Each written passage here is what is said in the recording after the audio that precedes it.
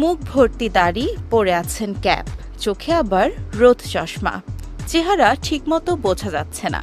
প্রথমবার দেখলে যে কারো মনে হবে এ যেন সাউথের কোনো হিরো। চেনা যায়?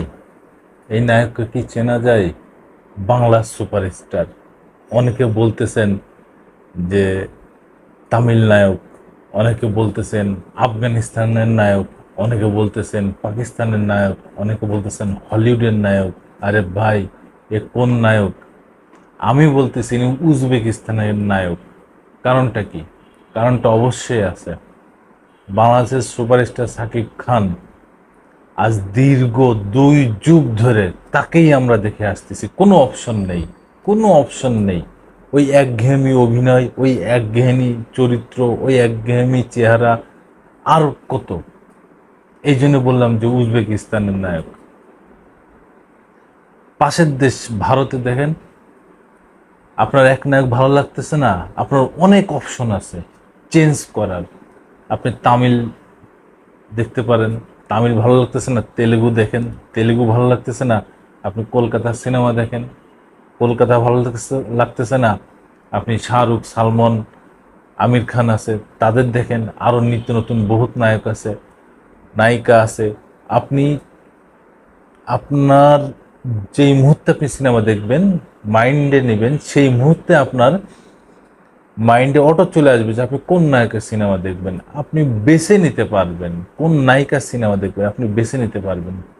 কিন্তু বাংলাদেশে এই 2 যুগ ধরে এই একই কাহিনী, একই চেহারা, একই অভিনয়, একই নাটক আমরা বারবার দেখে আসতেছি। এটা কতক্ষণ? এখন এই যে এই চেহারা দেখে আপনারা বলতেছেন হলিউডের নায়ক, তামিল নায়ক, এ নায়ক, সে নায়ক। আরে ভাই, একটু মাথায় নিয়ে আসেন রে ভাই। কি দেখি আমরা সারাদিন, আর ভারতের সিনেমায় আমরা কি দেখি সারাদিন?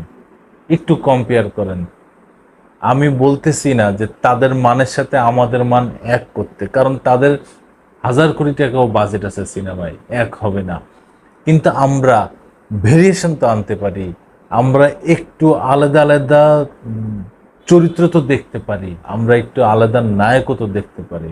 আমার এই নায়ক ভালো লাগতেছে, আমার অন্য নায়কের ছবি দেখবো। কিন্তু আমরা বাধ্য হয়ে গেছি রে ভাই, এই এক এক সুপারস্টারের দেখতে দেখতে আমরা অশান্তি বেঁধে গেছে, মানুষের মাথার ভিতরে মগজ ধোলা হয়ে যাচ্ছে। এইটা কি? তারপরে তো তার ব্যক্তিগত ব্যাপার আছেই, সেইটাও নিয়ে মানে যাচ্ছে তাই অবস্থা। হুম? 2টা বউ, 2টা সন্তান, এই নিয়ে প্রতিদিন একটা না একটা ভাইরাল আসেই, একটা না একটা ব্যাপার আসেই, নিউজ হইতেই হবে। মানুষের কি আর কাজ কাম নেই? খাই দেওয়ার কাজ কাম নেই?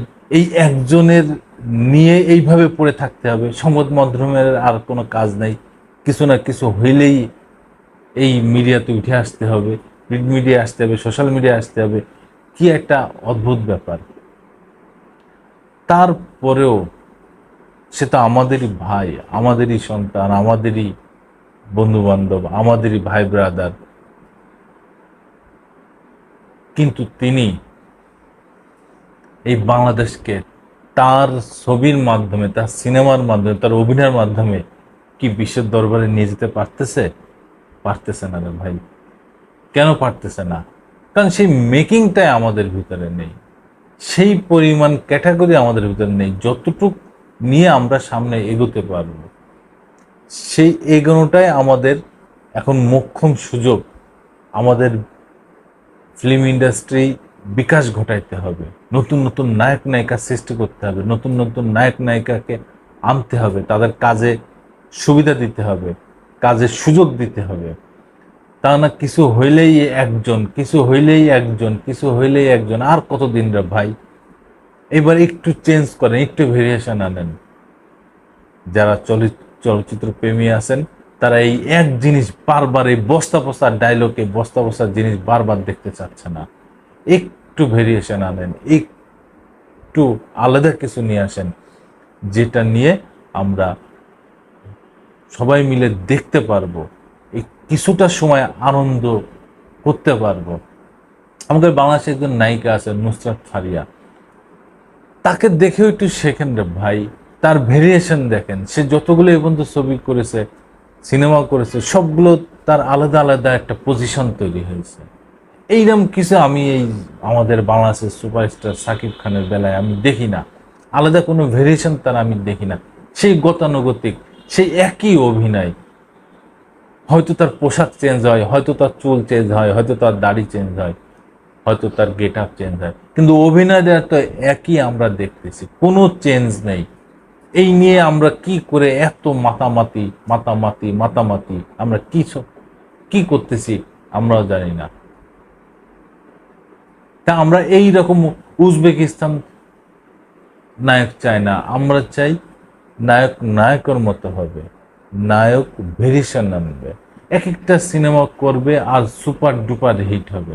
বাইরে ভাই একটু দেখান তো, এই 2 যুগ ধরে এই নায়ক যেই সিনেমা করছে, প্রায় 400-500 সিনেমা করে ফেলছে, কয়টা ছবি তার সুপার ডুপার হিট হয়েছে? হাতে গোনা হয়তো 20টা ছবি আপনি দেখাইতে পারবেন, বড় জোর 20টা দেখাতে পারবেন, কিন্তু সে তো 4 থেকে 500 সিনেমা করে ফেলছে। এটা কি একটা নায়কের পরিচয়? এটা কি একটা নায়কের সুপার ডুপার হিট ছবির পরিচয়? এটা কি সুপারস্টারের পরিচয়? আমরাই তাকে মাথায় তুলে রাখছি। এই হচ্ছে অবস্থা। ধন্যবাদ। আবার আসবো নতুন কোনো কথা নিয়ে, নতুন কোনো ঘটনা নিয়ে। আমি প্রিন্স।